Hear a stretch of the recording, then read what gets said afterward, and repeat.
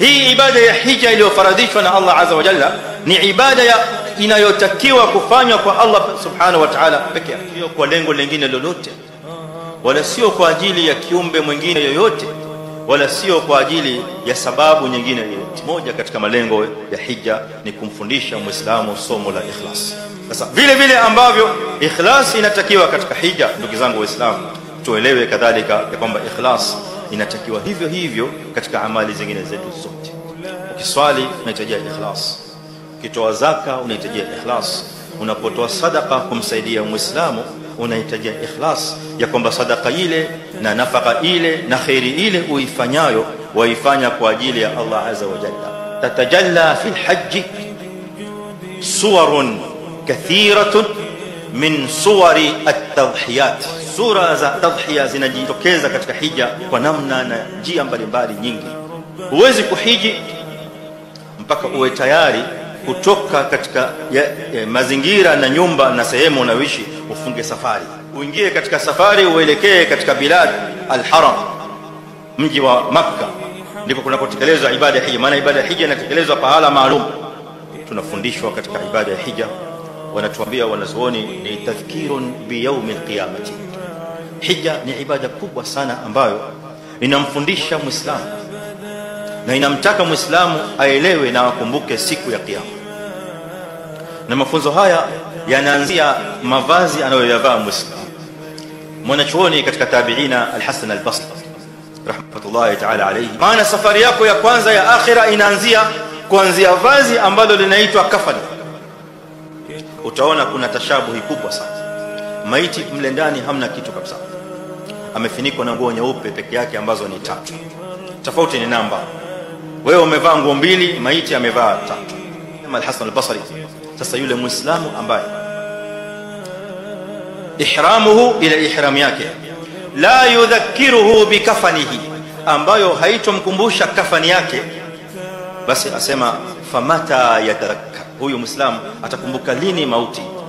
Wakati Allah azza wa jalla ashakuwekea baadhi ya vituo vya kukukumbusha kwamba mauti yapo yakuja. Ndani ya ibada ya hija kuna sura nyingine hapo hapo ya tadhkiri bi yawm al-qiyamah. Tunakumbushwa sura ya mahshar. Al-mahshar au al-hashr ni kule Allah subhanahu wa ta'ala yawm al-qiyamah kwenda kuwakusanya watu wote pamoja juu ya ardhi ambayo siku hiyo yawm al-qiyamah, ardhi hiyo itaitwa ardhul mahshar, ardhi ya kufufuliwa watu juu yake, na ambayo ni ardhi hii lakini Allah azza wa jalla ataigeuza. Yawma tubaddalu al-ardu ghayra al-ardi was-samawati wa barazu lillahi al-wahid al-qahhar. Waislamu tutakusanywa sote juu ya jangwa, juu ya uwanja mmoja sote.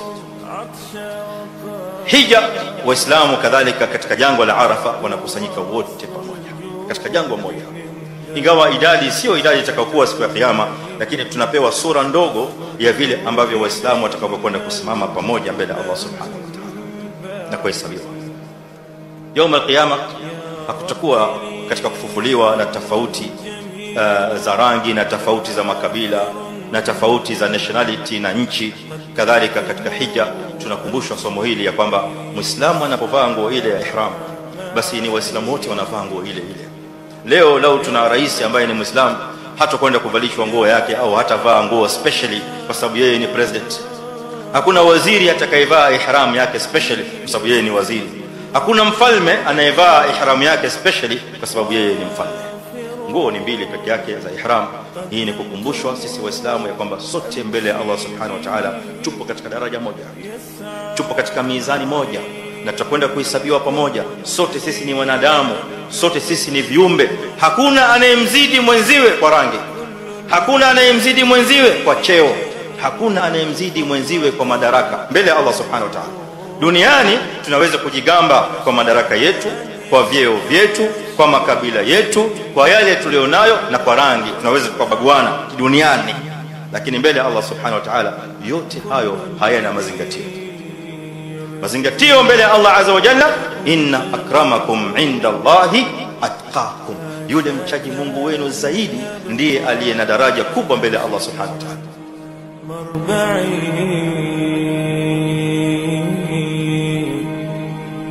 حاشاك أن يبقى نشيما ثم الصلاة